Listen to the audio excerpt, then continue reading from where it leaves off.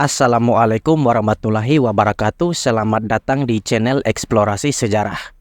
Di video sebelumnya kita telah membahas sejarah awal Mesopotamia, dari bermulainya manusia purba mendirikan pemukiman di tepi sungai Efrat dan Tigris, dan bagaimana mereka berubah dari pemburu pengumpul ke cocok tanam. Membahas periode-periode awal Mesopotamia di mana berbagai kultur mengembangkan cara baru dalam agrikultur seperti penggunaan jalur irigasi sampai awalnya penciptaan tulis-menulis dalam bentuk aksara paku demi memudahkan administrasi dan perdagangan kota mereka. Kita akan melanjutkan pembahasan tentang sejarah Mesopotamia dan kali ini memasuki periode baru, yaitu periode dinasti awal. Periode dinasti awal adalah periode di mana bangsa Sumeria menjadi kekuatan adidaya di Mesopotamia.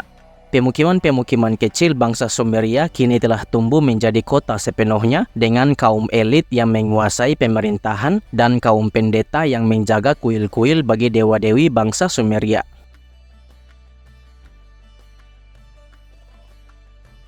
Periode dinasti awal berlangsung dari tahun 2900 sampai 2334 sebelum Masehi. Periode yang ditandai dengan munculnya berbagai negara kota independen, sistem tulis-menulis yang semakin disempurnakan, serta berkembangnya adat dan budaya.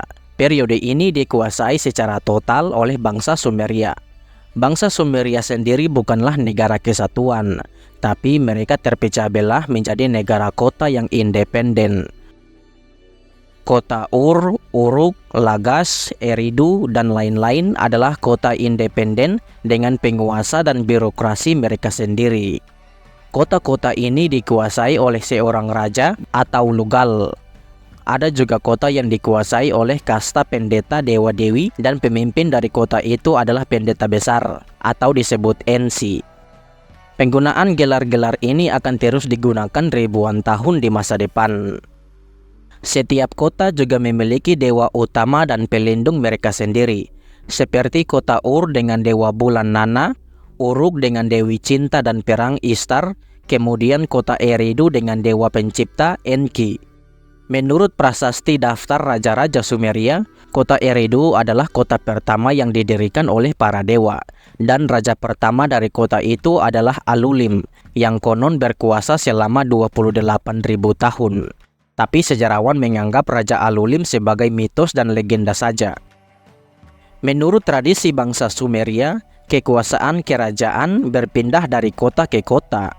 Kota yang paling pertama memegang tahta kerajaan adalah Eridu, di mana kota lain akan berperan seperti bawahan. Ketika raja dari kota Eridu meninggal, tahtanya akan jatuh ke tangan anaknya, atau tahta raja itu akan berpindah ke kota lain, menjadikan kota itu sebagai raja, dan kini Eridu akan bertindak seperti kota bawahan, dan seterusnya. Salah satu raja yang dianggap sepenuhnya sejarah dan bukan mitos adalah Raja Etana dari kota Kis. Selain dari kota independen, bukti arkeolog juga menunjukkan kalau kota-kota ini kadang akan bersatu membentuk sebuah aliansi atau blok sekutu yang bertujuan untuk saling membela jika salah satu dari mereka diserang oleh pihak lain.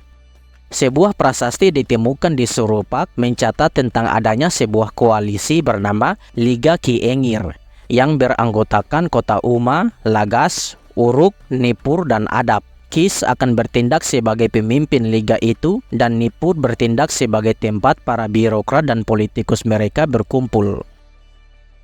Kota yang paling terkenal dari periode ini tentu saja adalah kota Uruk, dan penguasa paling terkenal adalah Gilgamesh, seorang figur semi-legendaris dan semi-sejarah, terkenal karena epos Gilgamesh yang diceritakan sampai sekarang. Sejarawan menganggap kalau Gilgamesh berkuasa di periode dinasti awal ini dari tahun 2900 sampai 2700 sebelum Masehi. Populasi Uruk sendiri merupakan kota Sumeria yang memiliki populasi terbesar dibandingkan dengan kota lain. Diperkirakan kalau kota Uruk pada puncak kejayaannya memiliki populasi sekitar 50-80 ribu jiwa. Salah satu kode hukum tertua juga ditulis pada periode ini.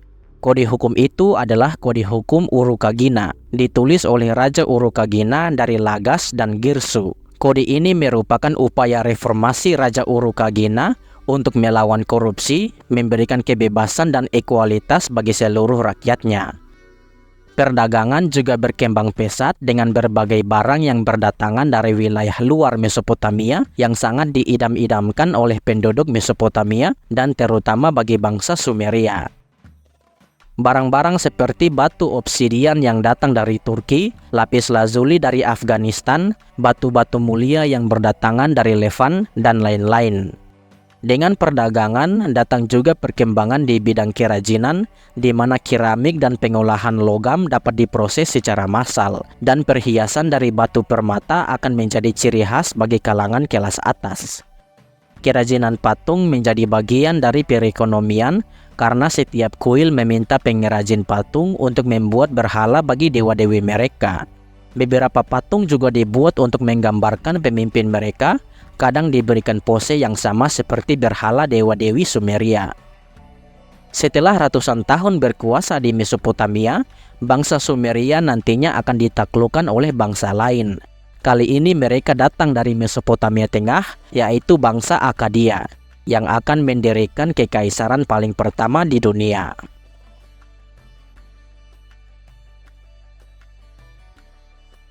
Periode Akkadia bermulai dari tahun 2350 sampai 2170 sebelum Masehi.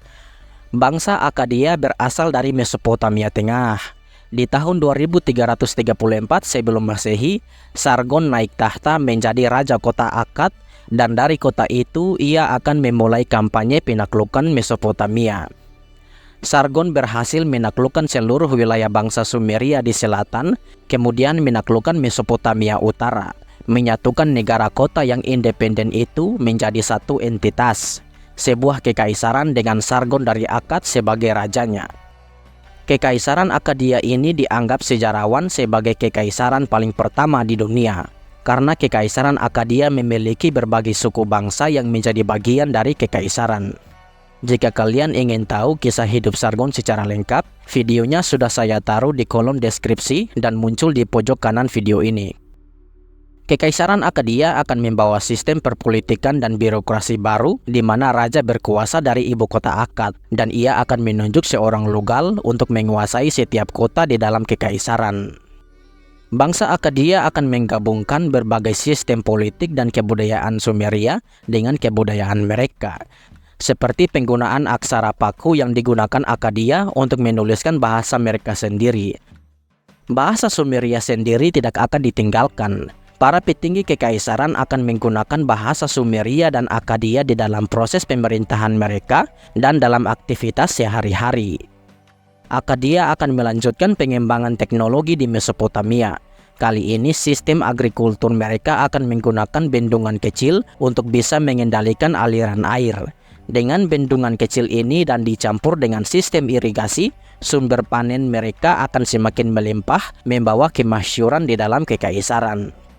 Di dalam administrasi negara, posisi raja adalah yang teratas, diikuti dengan posisi lugal yang ditunjuk secara langsung oleh raja untuk menguasai sebuah kota atau provinsi.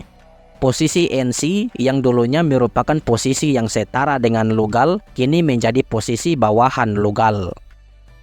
Raja-raja dari Akkadia juga akan menunjuk putri mereka sendiri sebagai pendeta agung dari dewa-dewi utama Sumeria dan Akkadia untuk memegang kendali pemerintahan dari sisi keagamaan. Dalam bidang seni, kekaisaran Akkadia akan terus menggunakan seni khas Sumeria yang dicampur dengan gaya seni Akkadia.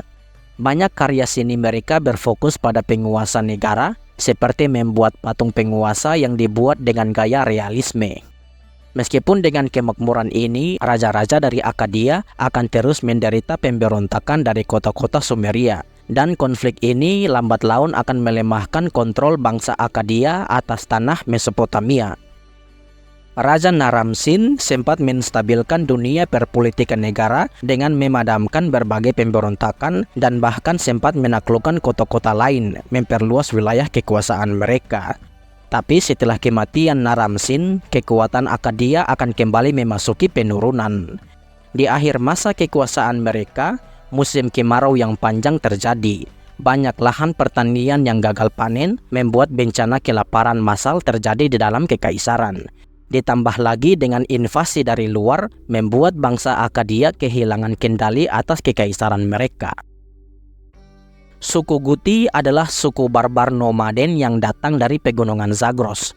Ketika mereka melihat kondisi Akkadia yang sedang mengalami kekacauan, mereka memutuskan untuk menginvasi Akkadia dari timur.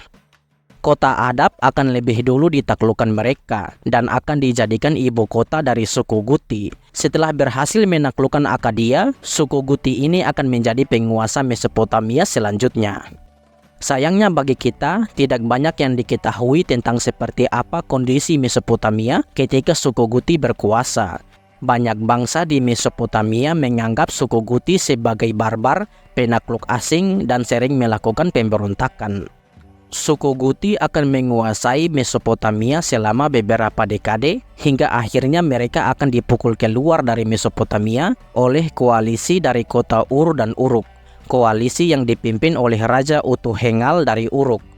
Mesopotamia nantinya akan jatuh ke tangan Ur-Nammu, raja dari kota Ur, membawa bangsa Sumeria sekali lagi menjadi penguasa Mesopotamia.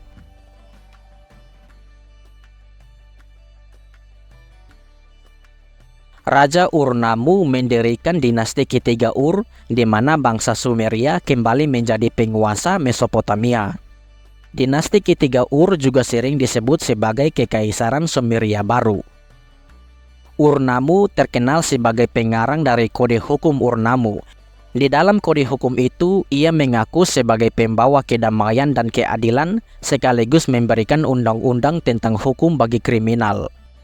Periode ini merupakan periode terakhir di mana bangsa Sumeria akan menguasai tanah Mesopotamia sepenuhnya. Para penguasa dinasti Ur ini akan memulai kampanye penaklukan demi memperluas wilayah kekuasaan mereka, membawa tentara mereka ke utara sampai ke Anatolia. Mereka juga sempat berperang dengan bangsa Elam di timur dan berbagai suku-suku barbar yang bertinggal di kaki Gunung Zagros. Kota Nippur adalah salah satu kota terpenting di dalam kerajaan, di mana kuil bagi dewa Enlil berada. Karena pentingnya kota ini, Nippur akan bertindak seperti kota semi-independen dengan penguasa kerajaan bertindak sebagai pelindungnya. Di periode ini, siapa saja yang mengendalikan kota Nippur akan memiliki legitimasi yang kuat atas tahta kerajaan. Karena itu banyak penguasa dari berbagai daerah yang ingin menjadi penguasa kota itu. Dan karena statusnya sebagai kota suci, Nippur menjadi kota yang dijaga dengan baik. Karena jika para penguasa ini menumpahkan darah di dalam kota Nippur, maka ia akan menderita kehilangan semua legitimasi dan kekuatan politiknya di mata penguasa kerajaan.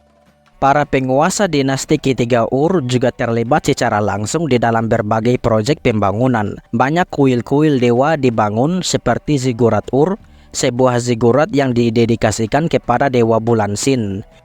Ziggurat yang masih berdiri hingga sekarang. Di sekitaran tahun 2000 sebelum Masehi, kekuatan dinasti ketiga Ur akan mengurang. Berbagai musuh mulai melakukan invasi ke dalam wilayah mereka. Suku Amorit yang bermigrasi dari utara menaklukkan berbagai wilayah mereka, sekaligus bangsa Elam yang menginvasi mereka dari timur. Pasukan bangsa Elam berhasil mengepung dan menjarah kota Ur, ibu kota dari dinasti Ur ketiga, menjadi akhir dari dominasi bangsa Sumeria di Mesopotamia.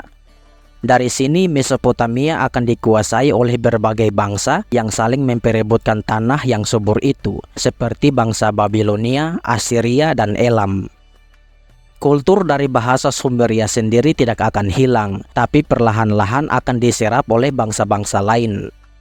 Setelah runtuhnya bangsa Sumeria, Mesopotamia kini akan jatuh ke tangan suku Amorit yang bermigrasi dari utara tadi. Dari suku Amorit ini, kota Babilonia akan menjadi kota terbesar dan masyhur di Mesopotamia, sekaligus menjadi penguasa Mesopotamia di masa depan. Dengan begitu berakhirlah penjelasan singkat saya tentang beberapa periode bersejarah di Mesopotamia. Periode selanjutnya akan saya bahas di video berikutnya. Terima kasih telah menonton, jangan lupa untuk like, komen, dan subscribe, dan sampai jumpa di video selanjutnya. Assalamualaikum warahmatullahi wabarakatuh.